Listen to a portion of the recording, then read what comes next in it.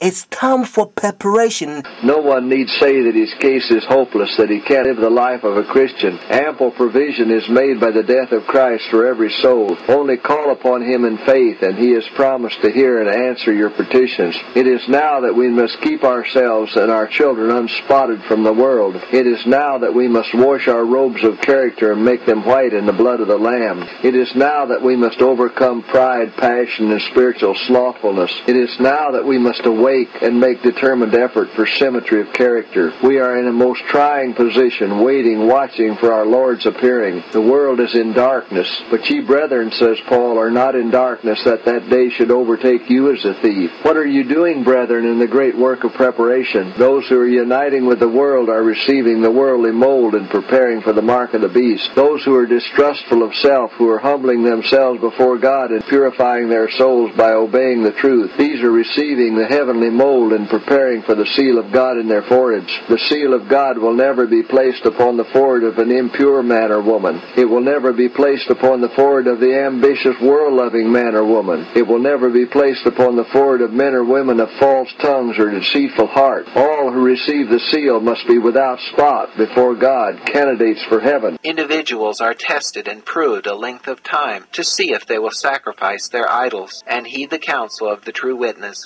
If any will not be purified through obeying the truth and overcome their selfishness, their pride, and evil passions, the angels of God have the charge. They are joined to their idols. Let them alone. And they pass on to their work, leaving these with their sinful traits unsubdued to the control of evil angels. Those who come up to every point and stand every test and overcome, be the price what it may, have heeded the counsel of the true witness, and they will receive the latter rain and thus be fitted for translation.